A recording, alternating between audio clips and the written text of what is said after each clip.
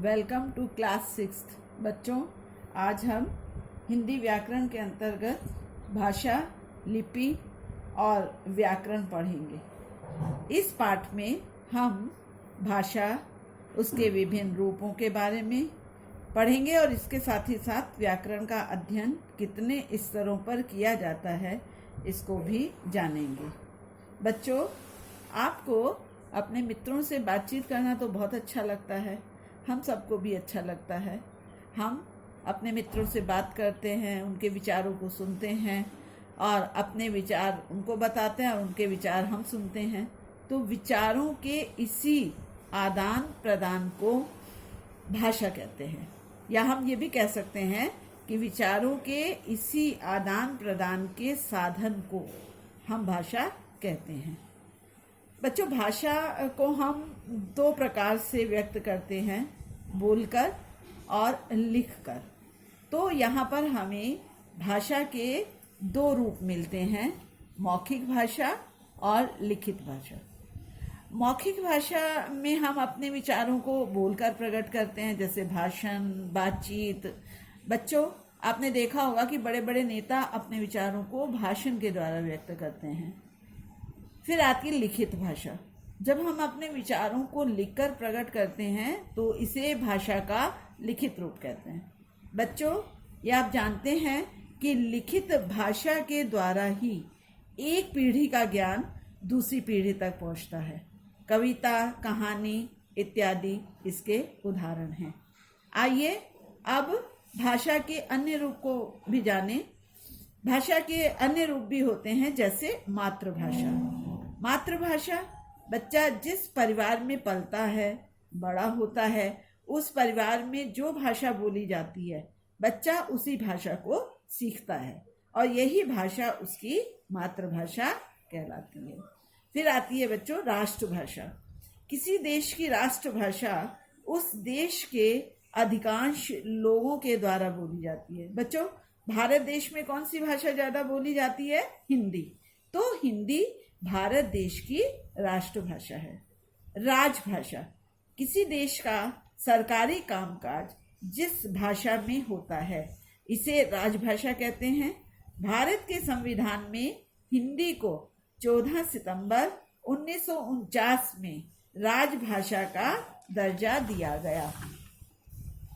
बच्चों, इस दिन को हम हिंदी दिवस के रूप में भी मनाते हैं। लिपि, किसी भी भाषा को लिखने के लिए कुछ चिन्हों की व्यवस्था की गई है और इन्हीं ध्वनि चिन्हों के लिखित रूप को लिपि कहते हैं। हिंदी भाषा की लिपि देवनागरी है। अब है भाषा और बोली। काफी बड़े भूभाग में बोली जाने वाली भाषा के कुछ क्षेत्रीय रूप विकसित हो जाते हैं, जिन्हें बोली कहते हैं। भाषा का क्षेत्र विकसित होता है जबकि बोली का क्षेत्र छोटा होता है। बोली में साहित्य की रचना नहीं होती है, जबकि भाषा में साहित्य की रचना होती है।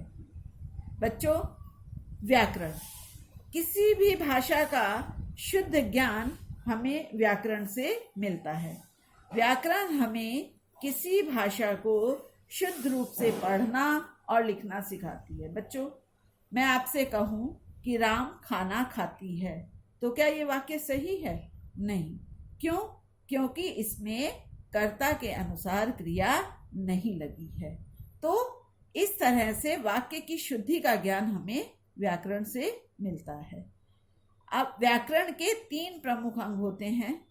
इन प्रमुख अंगों के आधार पर ही व्याकरण की रचना होती है। वर्ण विचार, भाषा की सबसे छोटी इकाई वर्ण या अक्षर है। वर्ण विचार के अंतर्गत वर्णों के आकार, उच्चारण, भेद आदि का अध्ययन किया जाता है। अब आता है शब्द विचार। वर्णों के सार्थक मेल से शब्द बनते हैं। शब्द विचार के अंतर्गत शब्दों के रूप और भेदों का अध्ययन किया जाता है।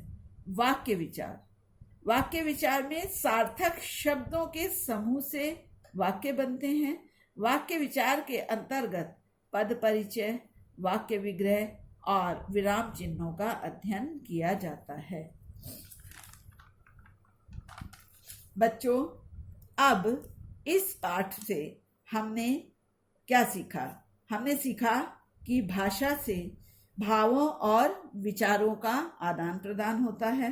भाषा के दो प्रकार हैं, मौखिक एवं लिखित। मातृभाषा वह भाषा है जो हम अपने घर परिवार से सीखते हैं। लिपि भाषा को लिखने का ढंग है। व्याकरण हमें भाषा को शुद्ध रूप से लिखना और पढ़ना सिखाती है। वर्ण ज्ञान, शब्द ज्ञान एवं वाक्य ज्ञान ये व्याकरण के 3 भाग हैं।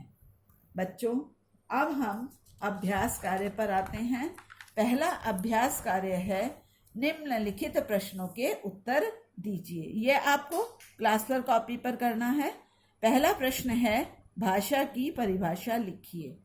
इसका उत्तर होगा भाषा वह माध्यम है जिसके द्वारा हम अपने विचारों का आदान प्रदान करते हैं। प्रश्न नंबर 2 है भाषा के कितने प्रकार होते हैं? भाषा के 2 प्रकार हैं, मौखिक भाषा, लिखित भाषा। मातृभाषा क्या होती है? उत्तर होगा मातृभाषा वह भाषा है जो हम अपने घर परिवार से सीखते हैं। प्रश्न नंबर 4 लिपि किसे कहते हैं? उत्तर होगा भाषा को लिखने का ढंग लिपि कहलाता है। अभ्यास कार्य 2 रिक्त स्थानों की पूर्ति कीजिए। ये भी बच्चों आपको क्लास वर्क कॉपी पर करना है। पहला वाक्य है भाषा द्वारा हम विचारों को प्रकट करते हैं। तो यहाँ पर हम विचारों शब्द को रेखांकित करेंगे। वाक्य नंबर 2 बोलकर भाव प्रकट करना मौखिक भाषा होती है। तो यहाँ बच्चों हम मौखिक शब्द को रेखांकित करेंगे। बचपन में सीखी गई भाषा मातृभाषा कहलाती है। यहाँ पर हम मातृभाषा को रेखांकित करेंगे। व्याकरण के 3 भेद हैं। इस वाक्य में हम 3 शब्द को रेखांकित करेंगे। भाषा में 22 भाषाओं को, भारत में 22 भाषाओं को मान्यता प्राप्त है। तो यहाँ पर हम 22 शब्द को रेखांकित करेंगे। अगला अभ्यास कार्य है दिए गए वाक्यों में सही गलत का निशान लगाइए। ये भी बच्चों आपको क्लास वर्क पे करना है। पहला वाक्य है पत्र लिखना मौखिक भाषा है। ये वाक्य गलत होगा क्योंकि पत्र लिखना लिखित भाषा है। किसी को आवाज देना सांकेतिक भाषा होती है। ये भी गलत होगा क्योंकि किसी को आवाज देना मौखिक भाषा है। वर्ण ज्ञान व्याकरण का एक अंग है, ये सही है। भाषा के लिखने के ढंग को लिपि कहते हैं, ये भी सही है। भारतीय संविधान में 22 भाषाओं को मान्यता प्राप्त है, ये वाक्य भी सही है। अगला अभ्यास कार्य है प्रश्न नंबर 4 निम्नलिखित में भाषा का कौन सा रूप प्रयोग किया गया है? तो ये बच्चों आपको होमवर्क कॉपी पर करना है। इसमें दिया गया है घोड़े का हिनहिनाना, माँ को पत्र लिखना। इसमें आपको ये बताना है कि कौन सा मौखिक भाषा के अंतर्गत आता है और कौन सा प्रयोग लिखित भाषा के अंतर्गत आता है। अगला अभ्यास कार्य है बहुविकल्पीय प्रश्नों से सही विकल्प छांटिए। ये आपको क्लास वर्क कॉपी पे करना है। पहला है हिंदी की लिपि है। 2 विकल्प दिए गए हैं, रोमन, देवनागरी। तो यहाँ पर आपका सही उत्तर होगा देवनागरी। दूसरा वाक्य है भाषा के रूप होते हैं।